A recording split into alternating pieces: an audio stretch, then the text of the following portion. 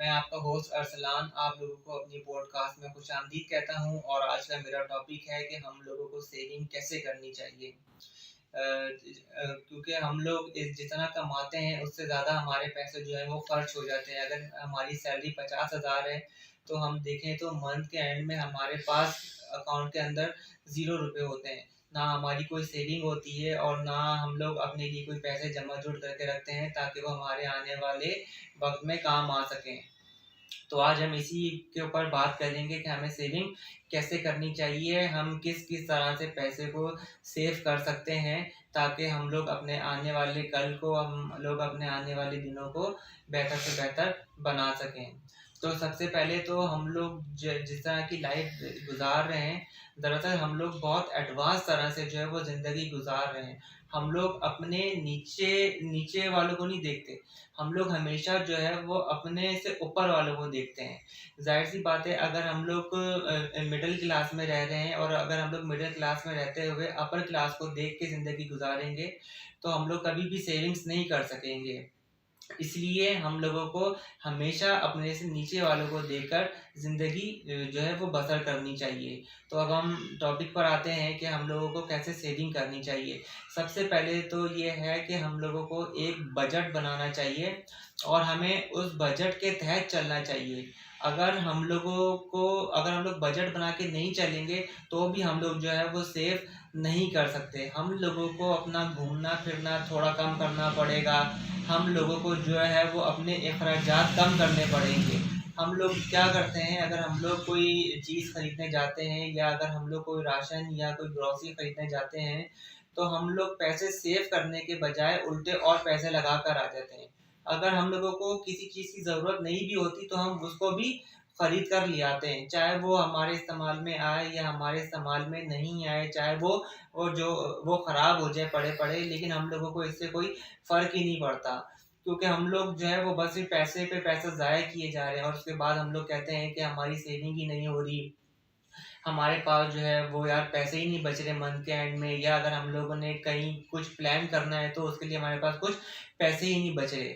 हम लोगों को चाहिए या तो हम लोग सेविंग करने के लिए कुछ गोल्ड के अंदर इन्वेस्ट करें या हम लोग कोई ट्रेडिंग करें या हम लोग जो है वो कोई प्लॉट्स वगैरह खरीदें या हम लोग जो है वो छोटे पैमाने से अपना बिजनेस स्टार्ट करें। चाहे वो कोई एक दुकान ही क्यों ना हो, अगर मैं कोई दुकान किराए की भी लूँ और अगर उसका किराया 5,000 रुपये का हो तो मैं उसके अंदर पैसा इन्वेस्ट करके अच्छे से अच्छा पैसा जो है वो कमा सकता हूँ। या तो हम लोगों को चाहिए कि हम लोग कुछ पैसे जो है वो हमारी अगर आप सैलरीड पर्सन है या अगर आप जो है वो बिजनेस पर्सन है या आप लोग ऑनलाइन अगर आप लोगों के पास पैसे आते हैं, फ्रीलांसर हैं आप, तो आप लोगों को चाहिए कि आप लोग अपना इजी पैसा अकाउंट ओपन करवाएं या तो आप लोग किसी बैंक के अंदर अपना सेविंग अकाउंट ओपन करवाएं। सेविंग अकाउंट का फ़ायदा ये होगा कि आप लोग जितने पैसे उसके अंदर रखेंगे तो वो आपको उसके ऊपर प्रॉफिट देगा।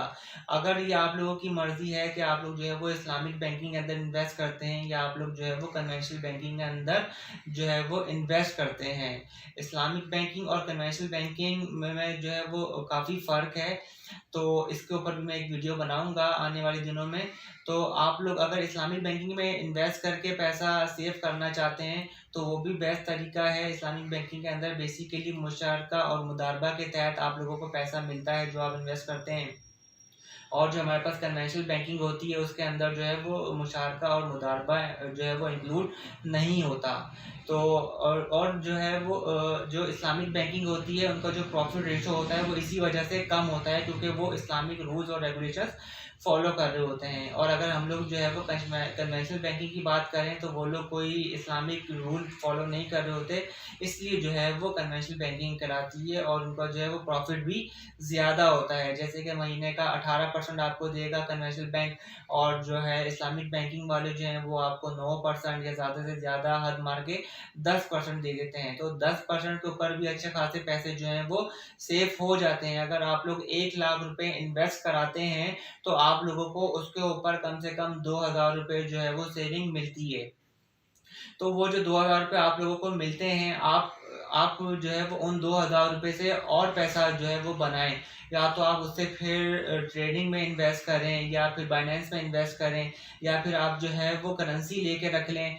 बहुत अच्छा बिजनेस एक ये भी है कि अगर आपके पास कुछ पैसे अपनी सैलरी से या किसी भी तरीके से आप सेव करते हैं, तो आप लोग क्या करें, करेंसी लेके रख लें, और जब जैसे ही करेंसी की वैल्यू बढ़े तो आप उस करेंसी को क्या करें, सेल कर दें। चाहे वो करेंसी किसी भी उसमें हो, चाहे वो डॉलर्स में हो, चाहे वो आपके पास जापानीज करेंसी हो, या वो आपके पास तुर्किश करेंसी हो, या कुवैत के दिनार हो, या रियाल हो, आप इन सब में इन्वेस्ट करके जो है वो पैसे ऊपर कमा सकते हैं। तो ये भी एक बहुत अच्छा जरिया है पैसे जो है वो सेव करने का। और दूसरी बात ये है कि अगर आप लोग जो है वो गोल्ड के अंदर इन्वेस्ट करते हैं, या प्लॉट्स के अंदर इन्वेस्ट करते हैं, या प्रॉपर्टी के अंदर जो है वो इन्वेस्ट करते हैं, या आप जो है वो शॉप खरीद खरीद कर जो है वो किराए पर चढ़ाते हैं, तो ये भी एक बहुत अच्छा जो है वो सेविंग का बहुत अच्छा ज़रिया है। अगर मेरी नज़र में देखा जाए तो जो सबसे अच्छी लाइफ सेविंग जो है ना वो एजुकेशन है। एजुकेशन एक ऐसी चीज़ है, अगर आप उसको अपने बच्चों के ऊपर इन्वेस्ट करते हैं तो आप सारी सारी ज़िंदगी बैठकर खाते हैं। क्योंकि अगर आप अपने बच्चों की एजुकेशन के ऊपर अच्छा इन्वेस्ट करेंगे तो आपको डेफिनेटली उसका जो है वो रेवेन्यू आने वाले वक्तों में मिलेगा।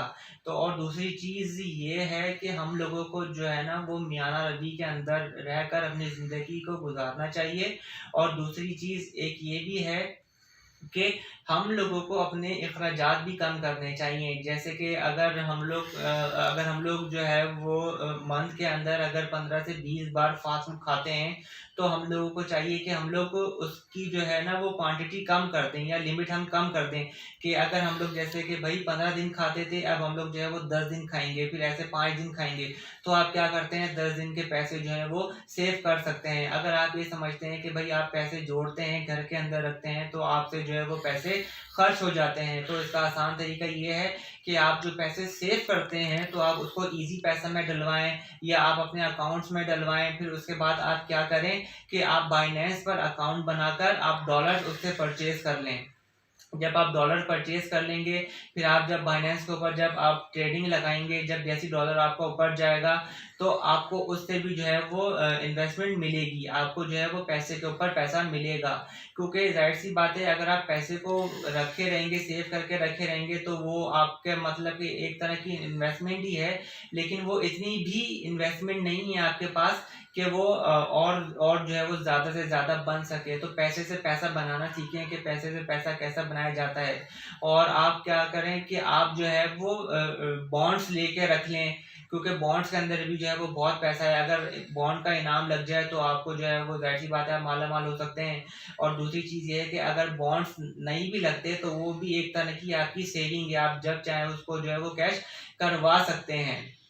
आप किसी भी जो है वो स्कैम में जो है वो पैसे लगाकर ये मत समझें कि, क्योंकि आजकल बहुत सी एप्लीकेशन ऐसी भी निकली हुई हैं जो स्कैमर्स हैं, वो क्या करते हैं आपसे पैसा लेते हैं और बोलते हैं कि भाई हम आपको जो है वो इसके अंदर जो है वो इन्वेस्ट करेंगे आपका पैसा, और आपको हम उसके ऊपर जो है वो बहुत ज़्यादा प्रॉफिट देंगे।